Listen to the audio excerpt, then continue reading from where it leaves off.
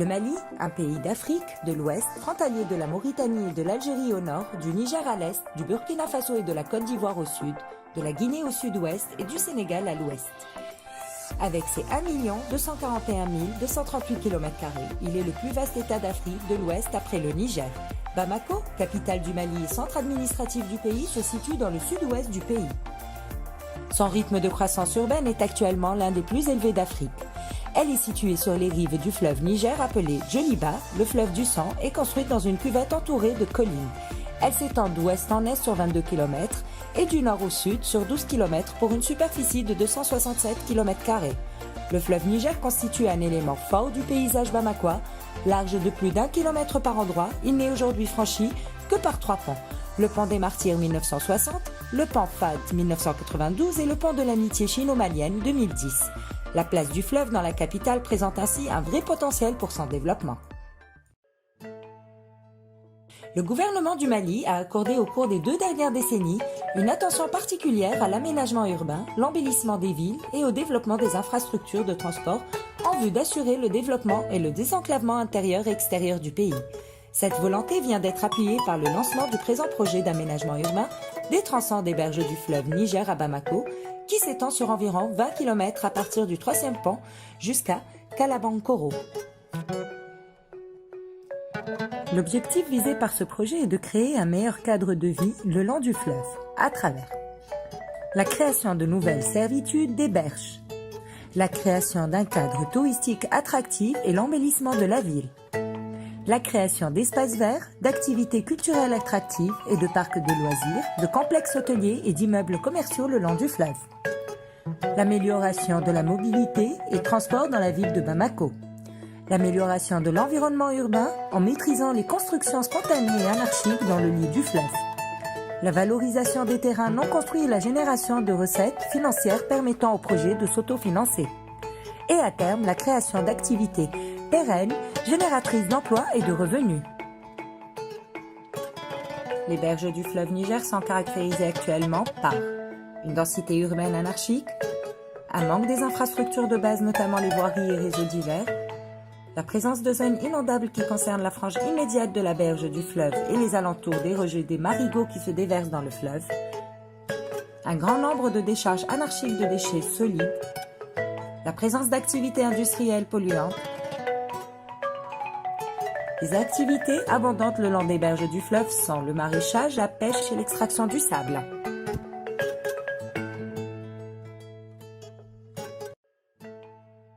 À la suite d'une étude hydrologique ainsi qu'une modélisation hydrodynamique du fleuve, il a été confirmé la possibilité de recalibrer le lit du fleuve, de créer de nouvelles servitudes et de récupérer de nouveaux espaces à aménager.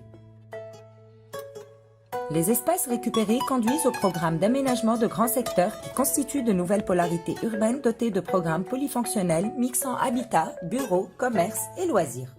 Le périmètre projeté est découpé proportionnellement en 7 secteurs sur la rive gauche, 7 secteurs sur la rive droite et 3 îles.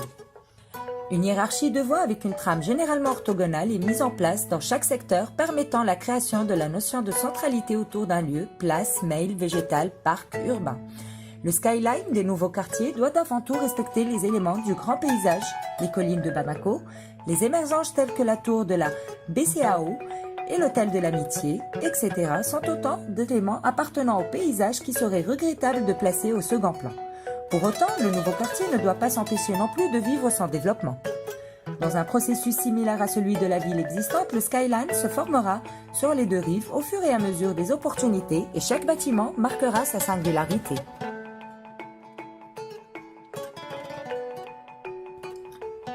Rive droite, secteur D1.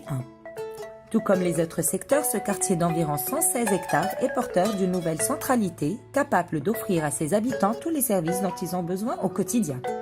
À savoir, travailler, habiter, étudier, se divertir, faire ses courses, ainsi que les services publics d'usage quotidien, commerce, services culturels sportifs et les équipements publics de manière générale.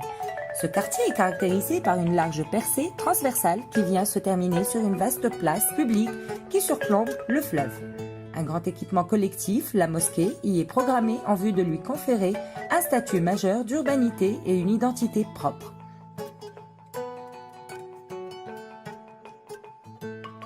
Le long des berges, le caractère public est privilégié. Celles-ci sont ponctuées de placettes, d'espaces verts et d'animations loisirs.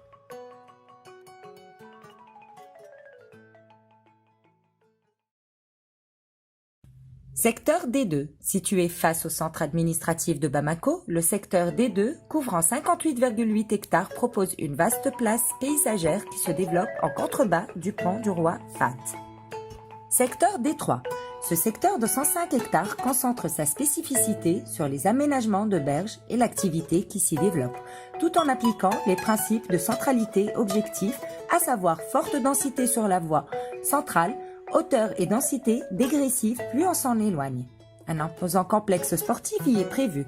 Ce complexe innovant propose une piscine naturelle qui permettra aux jeunes Bamakois de continuer à profiter de la présence de l'eau. Secteur D4. Aux apports du 4e pont projeté, ce petit quartier de 38 hectares est greffé sur un quartier résidentiel de très forte occupation au sol mais de faible densité donc en étalement. Ce secteur s'inscrit dans la continuité du tissu environnant tout en proposant 2 équipements structurants, un musée et un grand équipement sportif.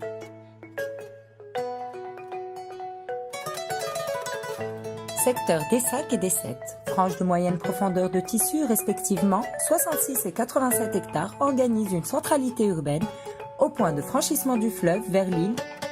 Une vaste esplanade paysagère est aménagée sous le pont et crée un rapport urbain privilégié avec le fleuve.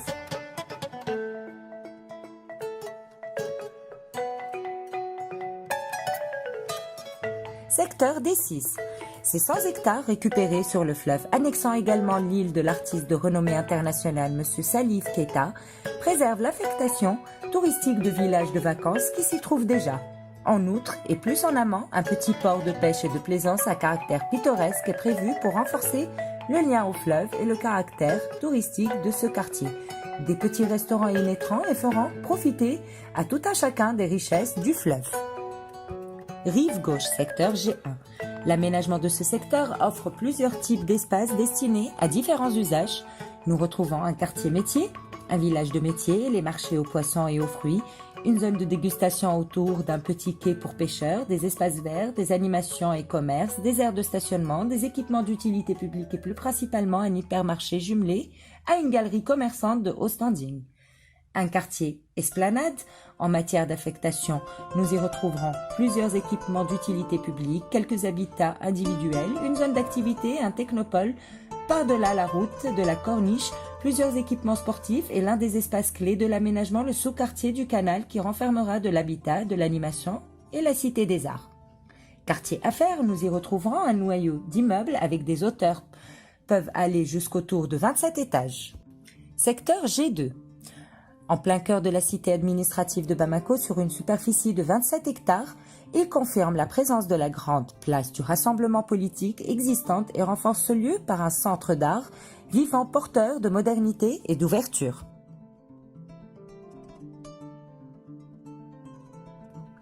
Secteur G3 à G6. S'agissant de franges urbaines de faible épaisseur dans un tissu fortement urbanisé et central, ils sont centrés sur un développement d'activités de loisirs le long du fleuve, mais aussi une composante habitat collectif ou semi-collectif de moyenne densité. Ces franges bordent le fleuve ont pour mission de concilier la symbolique du paysage et la symbolique de la ville moderne, symbolique de la promenade où les parcours se croisent et se reconnaissent, où les paroles s'échangent.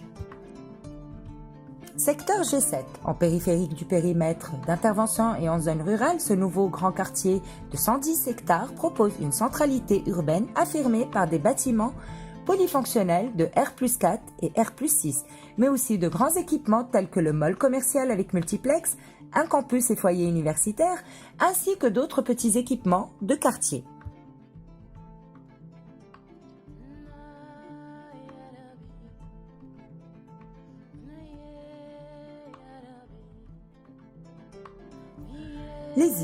Les îles reçoivent quant à elles un programme d'affectation privilégiant l'habitat individuel de très haut standing de type condominium, donc aéré et comportant une couverture végétale abondante. 3 grandes îles sont dégagées. Chaque île accueillera un grand équipement qui va considérablement le dynamiser et valoriser le caractère insulaire et l'identité fluviale du site. Île 1.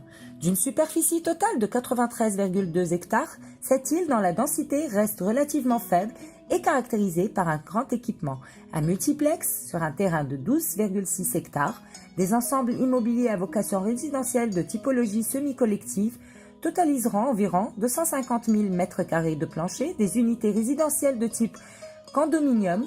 Y sera implanté le long des rives, 18 hectares de l'eau affectés à l'animation loisir contribueront au développement touristique et économique de l'île. Sur l'île 2, d'une superficie de 49,8 hectares et de densité légèrement supérieure au secteur I1, cette île aura une vocation touristique de grande envergure avec une offre diversifiée de produits hôteliers allant des hôtels d'affaires jouxtant une convention centre au village de vacances situé au plus près des berges. Secondaire.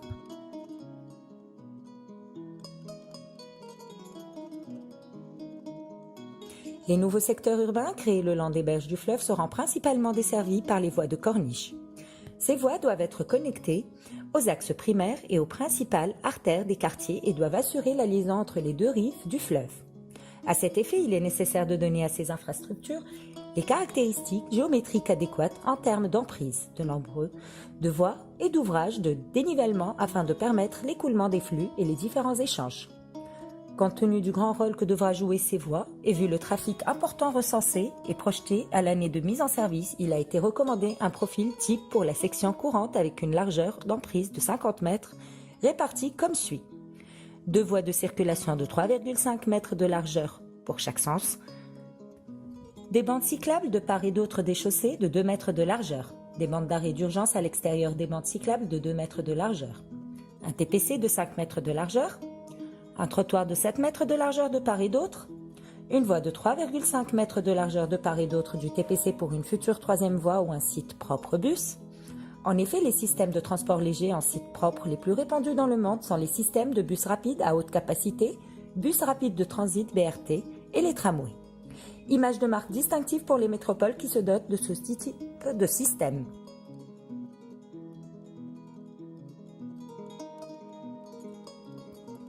Le réseau de voirie projeté par la desserte intérieure des nouveaux secteurs a été conçu de manière à répondre aux besoins de la programmation prévue pour relier les nouveaux quartiers au reste de la ville et pour desservir en fonction des spécificités de chaque affectation, chaque quartier du secteur.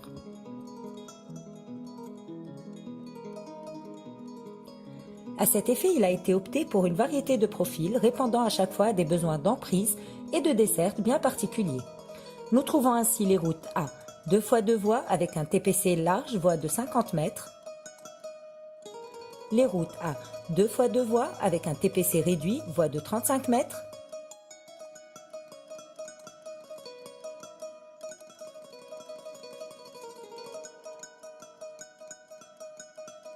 Les routes A, 2 fois 2 voies, sans TPC, voie de 25 mètres.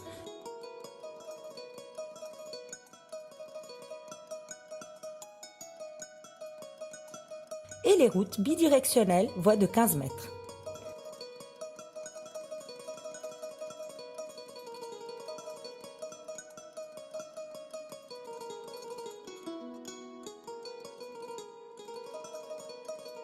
L'accès aux îles aménagées sera assuré par des ouvrages d'art de type pont routier et passerelles piétons. Le choix des types d'ouvrages a été principalement conditionné par les considérations hydrauliques liées au PHE et à l'aspect esthétique.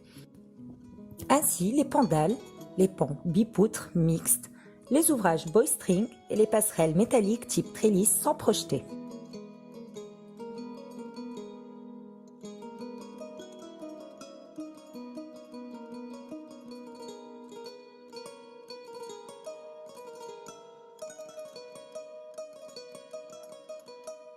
Dans les sections navigables du fleuve Niger, le transport fluvial pourrait constituer une alternative intéressante au transport routier, permettant ainsi de transporter aussi bien les voyageurs que les marchandises le long du fleuve et entre ces deux rives, en un temps minimum, évitant ainsi les embouteillages de la capitale. En raison de la présence de roches dans le lit du fleuve, ce type de transport pourrait être assuré par des pirogues de capacité d'environ 20 à 30 passagers permettant de suppléer les minibus de Sotrama. Des quais seront aménagés permettant aux pirogues d'accoster. Ces quais seront placés au niveau des pôles d'activité le long des berges aménagées et ont une équidistance moyenne de 1 km pouvant être réduite à 500 mètres.